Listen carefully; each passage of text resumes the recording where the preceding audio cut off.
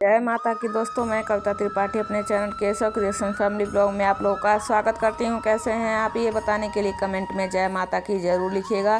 तो आप सभी को सोमवती अमावस्या की अनंत हार्दिक शुभकामनाएं। देखिए, सोमवती अमावस्या के दिन एक बहुत ही प्राचीन और पौराणिक कथा सुनी जाती है सोना धोबिन की। तो वही कहानी मैं आप लोगों को सुनाऊंगी। कहानी सुनने के लिए आप पीपल के वृक्ष के नीचे भी ये कहानी सुन सकते हैं। अगर कोई और भी औरतें मिल जाती हैं, सुहागिन महिलाएं जो भौरी देती हैं, उन सभी से मिलकर कहानी अगर नहीं सुन सकते तो आप घर पर भी ये कहानी इंटरनेट के द्वारा सुन सकते हैं। तो चलिए कहानी शुरू करती हूँ। कहानी सुनने के लिए हाथ में अक्षत, पुष्प और द्रव्य लेकर कहानी सुननी चाहिए। हुंकारी जरूर पानी चाहिए। तो चलिए कहानी सुनाती हूँ। एक साहूकार के 7 बेटे और 7 बहुएं, एक बेटी भी थी। साहूकार के घर रोज एक जोगी आता था जिसे साहूकार की बहू भिक्षा देती थी। उस जोगी को जब साहूकार की बेटी भिक्षा देने आती तो वह उससे भिक्षा नहीं लेता था और कहता कि तेरे भाग्य में सुहाग की जगह दुहाग लिखा है। लड़की को उस जोगी की यह बात बहुत बुरी लगती थी और एक दिन वह अपनी माँ से रोते रोते जोगी की बात बताने लगी। सारी बात सुनकर माँ कहती, कल जब भी जोगी आएगा तब मैं सुनती हूँ कि वह क्या कहता है और क्यों कहता है। अगले दिन फिर जोगी आता है तो साहूकारनी छिप कर बैठ जाती है और लड़की को भिक्षा देने भेजती है।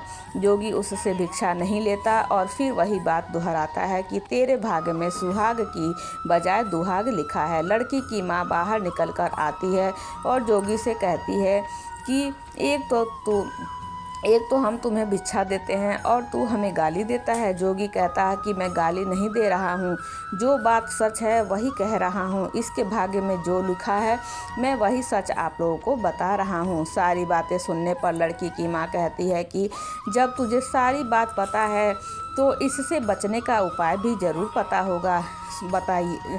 अगर पता है तो बताइए। जोगी कहता है कि 7 समुंदर पार एक धोबिन रहती है जिसका नाम सोना है। वह सोमवती अमावस्या का व्रत करती है। अगर वह आकर इसे अपने व्रत का सारा पुण्य दे दे तब इसका दुहाग टल जाएगा और अन्यथा विवाह के समय सर्प काटने से इसके पति की मृत्यु हो जाएगी। सारी बात सुनकर माँ रोने लगी और सोना धोबिन की तलाश में निकल गई। चलते चलते रास्ते में तेज धूप पड़ रही थी जिससे बचने के लिए वह एक पीपल के वृक्ष के नीचे बैठ गई। उसी वृक्ष पर एक गरुड़ के बच्चे अपने घोंसले में थे। एक सांप आया और गरुड़ के बच्चे को खाने के लिए लपका, लेकिन साहूकारनी ने उस सांप को मारकर बच्चों की रक्षा की।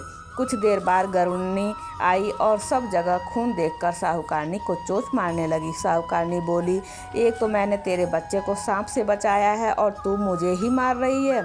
सारी बातें जानने पर गरुड़नी बोली कि तूने मेरे बच्चे की रक्षा की है, इसलिए मांग जो मांगना चाहती है। साहूकारनी गरुड़नी से बोली कि मुझे 7 समंदर पार सोना धोबिन के यहाँ छोड़ दो और गरुड़ ने ऐसा ही किया।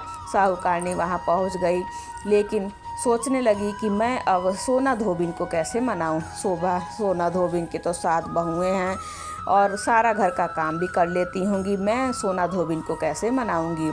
लेकिन घर के काम करने की बजाय सारी बहुएं आपस में लड़ती थी, कोई काम नहीं करना चाहती थी। लेकिन फिर साहूकारनी बोली कि सोचने लगी कि मैं सोना धोबिन के घर का सारा काम कर देती हूँ। वो अंधेरे में आती और सारा काम करके उजाला होने से पहले ही चली जाती। सभी बहुएं सोचने लगी और साथ में सोना धोबिन भी सोचने लगी कि हमारे घर का सारा काम कौन कर जाता है। तो साहूकारनी बोली कि आज मैं सोचते रहे मन में, लेकिन कोई भी एक दूसरे से पूछने की हिम्मत नहीं करता।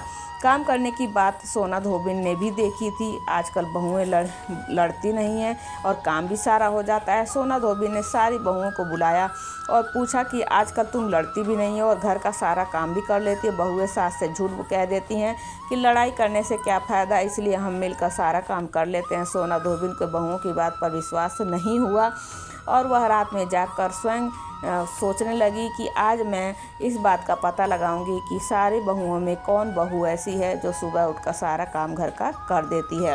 रात होने पर सोना धोबिन छिप कर बैठ जाती है कि देखूं कौन सी बहू काम करती है। तो एक औरत चुपके से घर में घुस रही है। वह देखती है, सोना धोबिन देखती है कि एक औरत घर में चुपके से घुसती है और घर का सारा काम कर जाती है। इतने वो जाने की तैयारी करती है।